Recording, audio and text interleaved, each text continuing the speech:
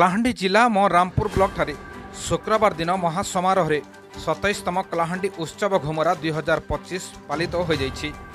माँ डोकरी मंदिर मशाल यात्रा आरंभ हो विराट पटुआर गोटी पुओ नाच घुमुरा बाजा सह आदिवासी नृत्य तथा अनेक सांस्कृतिक दल सह हजार हजार महिला और जनसमारोह दुर्गा माधव खेल पड़िया पहुंची एथिरे मुख्य अतिथि भावे नर्ला विधायिका मनोरमा महांती, सम्मानित अतिथि ब्लॉक अध्यक्षा मंदाकिनी सिंह देव, नर्ला ब्लॉक अध्यक्ष दुर्गा प्रसाद महांती, जिला परिषद सदस्य मंजुलता धरुआ जोग देइथिबा बेले अतिरिक्त गोष्ठी उन्नयन अधिकारी लक्ष्मण प्रधान सभापतित्व करथिले। एहा परे सारा दिन विभिन्न कार्यक्रम अनुष्ठित होइथिला। उद्यापनी उत्सव में मुख्य वक्ता वरिष्ठ सांबादिक सत्यनारायण महापात्र जोगदे कलाहांडीर प्राचीन गाथा उपस्थापन करथिले। ब्लॉक अध्यक्षा मंदाकिनी सिंह देव, तहसीलदार सुधाकर रोहित, ओडिशा सरपंच संघ सभापति रोमांच साहू, मोरामपुर सरपंच बीणापाणी साहू जोग देथिले। उभय कार्यक्रम में सांबादिक हेमंत साहू मंच परिचालन करथिले। अतिरिक्त गोष्ठी उन्नयन अधिकारी श्री प्रधान सभापतित्व करथिले। एही अवसर में कला केन्द्र कटक, गोटीपुओ नृत्य, पुरी द्वारा सांस्कृतिक कार्यक्रम अनुष्ठित होइथिला। सांस्कृतिक कार्यक्रम को सुधीर नायक परिचालन करथिले। सांबादिक प्रशांत सामंत राय धन्यवाद अर्पण करथिले।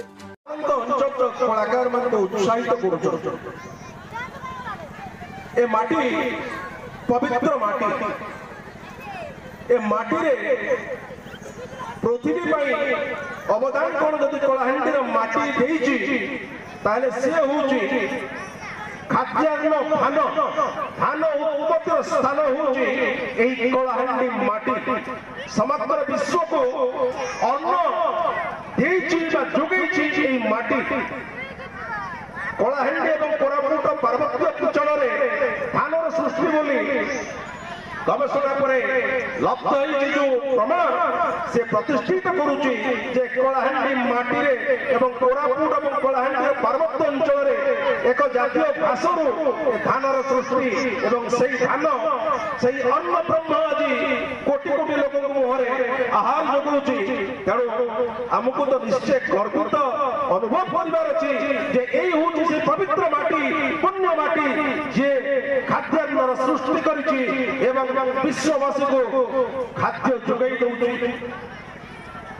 ए माटीर इतिहास को जदि हम अनुसरण करिबा बुढ़हांडी बोली एक स्थान अच्छी कलाहांडी जिलार कोकसरा ब्लॉक एवं से बुढ़हांडी रही प्राग ऐतिहासिक गुंफा चित्र वर्तमान तार गवेषणा पर जना जाइछि प्राग ऐतिहासिक गुंफा चित्र जोटी बुढ़हांडी से समय अर्थात नूतन प्रस्तर जुगर अर्थात आज को प्राय 5000 वर्ष तले से समय आदिमानव आंकिथिबा नाली एवं काली रंगर चित्र 5000 वर्ष पर भी से जीवंत रही। उत्कल प्रदेश रे आज पर्यंत 5000 वर्ष पुराना कौन सी प्रत्नतात्विक अवशेष वर्तमान पर्यंत आविष्कृत ही तेणु निस्संदेह कहुपारे कलाहांडी माटी उत्कल प्रदेश रे मानव संस्कृतर जन्मदात्री एवं मानव संस्कृतर क्रम विकास कलाहांडी माटी आरंभ होइछि समग्र उत्कल रे संप्रसारित होइछि।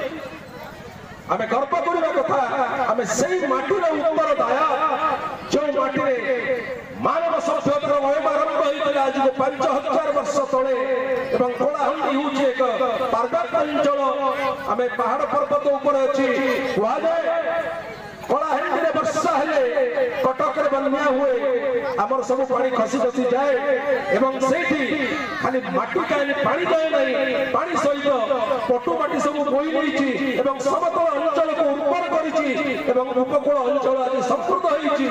तेणु एहा हमें कहि परिबा जे ए माटी से माटी जेउटु उत्कल प्रदेश रे मानव सभ्यतार आरंभ होइला बा मानव सभ्यतार हेतु सारा होछि एही माटी एवं एही माटीरु संस्कृति एवं सभ्यता धीरे धीरे क्रम विभाग। स्टेट हेड शिव नायकଙ୍କ रिपोर्ट निर्मल टीवी।